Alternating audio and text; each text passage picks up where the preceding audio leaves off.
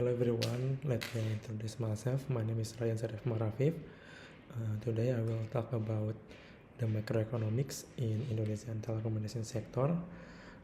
We will look at the market, basic demand and supply, elasticity, cost, market structure, and more about this sector.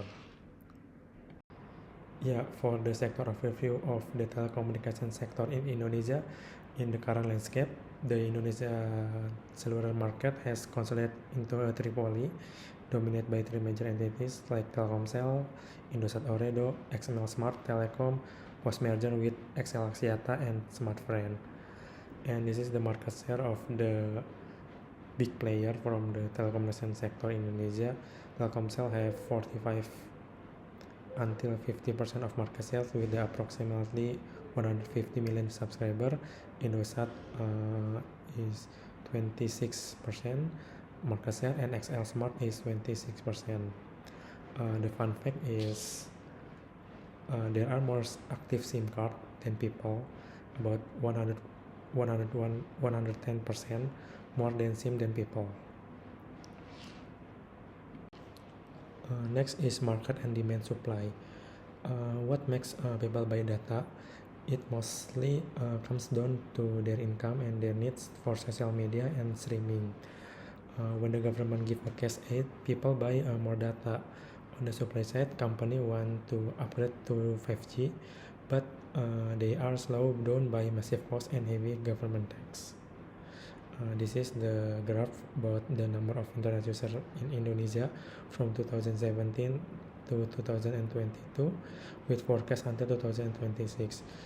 The number of internet users is increased each year, so the demand is higher. But in the supply side, 5G technology is a positive supply shock. It requires massive capital expenditure capex, and the heavily regulated fee and tax it up to 12% of the revenue, dragging the supply graph to the left. Elasticity and price wars. Internet is the basic needs, right? So the people will be buy if even get more expensive, but they do not care about which company they use. If one brand raises its price, users simply switch to another competitor. This caused terrible price for the years, but in 2025, the major players finally stopped fighting and raised their price together, which increased their total revenue. If you look this graph, you can see the direct result of the price wars. In early 2024, cheaper packets like Telkomsel were launched to the steal market share, but this caused a downward movement along demand curve. Price fell and the people use more data. However, look at the lines going down for the left chart. This is the aggressive discounting completely. Cannibal the R2, average revenue per user. The company were getting more traffic, but it destroyed the long-term value.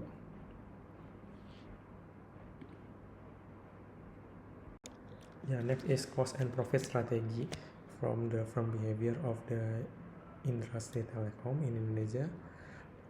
Industry telecom is a very expensive business to start because they building a network cost of billions rupiah and dollars. You must to build the tower and the cable, but when this network is built, adding 1 more megabyte of data for the user is cost almost nothing. Because of this, companies are now sharing their network with each other. This puts their average cost down and make them much more profitable. As you can see, the fixed cost in the telecom sector, there are investment buying like spectrum license, building BTS tower, and laying fiber optic cable. Whenever you have one customer or 1 million, this cost does not change. And the curve line above the variable cost. For the variable cost, this cost grow as you get more user. For telecom company, this include marketing, customer acquisition, and the raw grid of the electricity need to keep the network running. Now for the marginal cost. In industry, once the network is built and not congressed, the cost to provide the 1 extra megabyte of data of a user is practically zero. This unique structure is why company used to give away massive data bonus.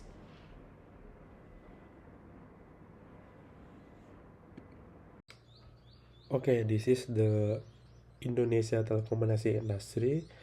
I'm analyzing the Indonesia telecommunication sector based on the framework from our course. This industry is a oligopoly. Why oligopoly? Because it's dominated by a small number of large firms that hold significant market power. This is the key element why the telecommunication sector in Indonesia is oligopoly, and this is the characteristic Indonesia. First is the number and size of the firms. The market is dominated by a few major players like Telkomsel, Indosat Ooredoo, and XL Axiata merger with Smartfren. We know in the early 2025, leaving only the 3 dominant players in the landscape, like a big 3, control the vast majority of the market share. Second is the barrier to entry and exit. Significant barrier exit including the high capex for the infrastructure like tower and fiber optics, and then the limited radio frequency spectrum license from the government, and the high sunk costs. The third is product differentiation. Service assembled dependent of the network quality, cover area, the Telkomsel expansive reach, and the specialist digital service bundle like video streaming and gaming. And the last is the independences. From are mutually independent when the one operator like XL launches a new ultimate data plan, the rival like Indosat and the Telkomsel typically respond with similar pricing or promotional offer to preventing the losing of market share. This is the characteristic in telecommunication sector Indonesia, and that's why the oligopoly. Yeah, next is barriers to entry. If you want to join the telecommunication sector in Indonesia, the gap and the barriers is very high. Why? Because first is the regulatory barriers. You need a special spectrum license from the government to operate. From the report, highlight that the regulatory costs alone consume up to 12% of the top line revenue. Yeah, this is the very high for the reduce the income. Second is capital intensity. Its most massive capex requirement for the 5G and fiber deployment in 1,000 islands. Based on the data, Telkom Indonesia alone historical account for the 64% of total industry capex to maintain dominance. Yeah, we know the Telkom Indonesia is the Danantara company, part of the government, so they need to still dominate the telecom sector. The last is size matter. Large company already have a billion of users, making it hard for the new and small company to compete with them. So yeah, basically it's very high barriers to join the telecom sector in Indonesia. Okay, next is product differentiation. Oligopoly use product differentiation to make a demand more inelastic and avoid direct price competition. Yeah, in oligopoly, firms avoid the competition on price alone because it leads to price wars. So how do they compete? First is better service. They don't just fight over price, they fight for over who the best signal. Like this is the graph from the Open Signal 2025, who the best signal in the rural area, urban area, and village area. Second is different phases.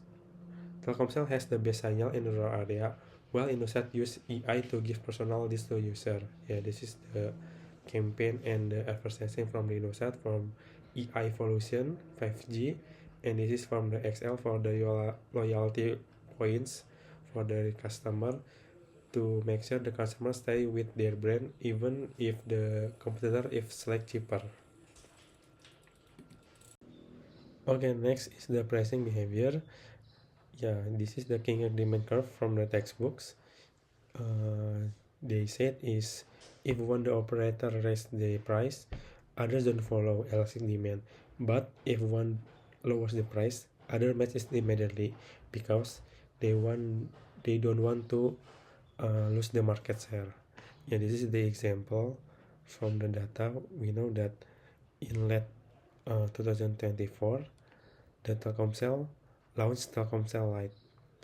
Yeah, because the Telkomsel Lite, the revenue of the industry is decreased because everyone to lower their price to compete the average money earned from the each customer, or we call is ARPU, drop across the whole as industry. Yeah, based on the graphic.